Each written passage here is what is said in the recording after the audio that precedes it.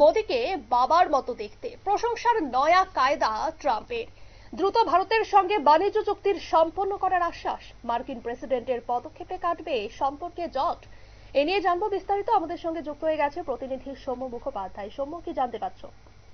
দেখো, গ্যাংজুতে গেছে, দক্ষিণ কোরিয়ার গ্যাংজুতে সফর করছে বর্তমানে মার্কিন প্রেসিডেন্ট। আর সেখানে গিয়েই তিনি সাংবাদিকদের সঙ্গে সাক্ষাৎকার দিতে গিয়ে নরেন্দ্র মোদী এবং ভারত নিয়ে বিভিন্ন রকমের মন্তব্য করেন। তার মধ্যে উল্লেখযোগ্য মন্তব্য তিনি করেন যে নরেন্দ্র মোদীকে অনেকটা বাবার মতো দেখতে বলে তিনি উল্লেখ করেন, এবং নরেন্দ্র মোদী একটা টাফ কিলার ক্যারেক্টারের মানুষ। ভারতের সাথেও মার্কিন প্রেসিডেন্ট ডোনাল্ড ট্রাম্পের ভালো সম্পর্ক, এবং তিনি বলেন যে মোদীর নেতৃত্বে ভারত ক্রমশ এগিয়ে যাচ্ছে এবং নরেন্দ্র মোদীর প্রতি আমার শ্রদ্ধা ও ভালোবাসা রয়েছে। তবে তিনি এর পাশাপাশি ফের একবার নতুন করে দাবি করেন যে পাকিস্তান এবং ভারতের মধ্যে যে যুদ্ধ থেমেছে সেটা ট্রাম্পের জন্যই থেমেছে। এই বিষয় নিয়ে তিনি বলেন যে নতুন 7টা বিমান এই যুদ্ধের ফলে ধ্বংস হয়েছিল, তবে এই বিমানগুলো কোন দেশে সেটা নিয়ে ট্রাম্প কিছু খোলসা করেনি।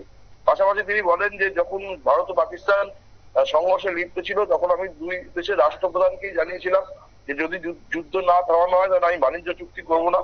মোদীকে বলেছিলাম যে আমরা বাণিজ্য চুক্তি করবো না, কারণ আপনি পাকিস্তানের সাথে লড়াই করছেন। অন্যদিকে পাক প্রধানমন্ত্রী শাহবাজ শরীফকেও তিনি একা কথা বলে দাবি করেন।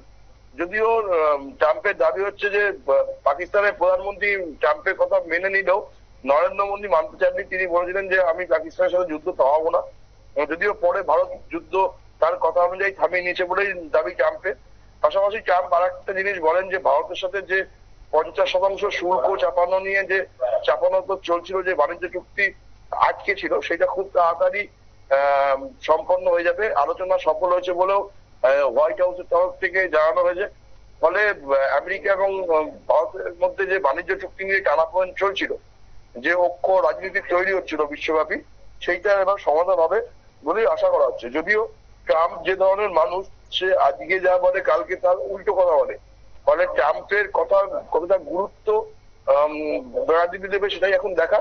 যদিও নরেন্দ্র মোদী ভূয়সী প্রশংসা করে ট্রাম্প যে ক্ষত তৈরি করেছে শুল্ক যুদ্ধ করতে গিয়ে, সেই ক্ষতটা কিছুটা প্রলেপ দেওয়ার তিনি চেষ্টা করলেন বলেই আন্তর্জাতিক রাজনৈতিক মহল মনে করছে। প্রিয়া, ধন্যবাদ সৌম্য। আমরা কথা বলে নিলাম সৌম্য মুখোপাধ্যায়ের সাথে, আমরা আমাদের প্রতিনিধি।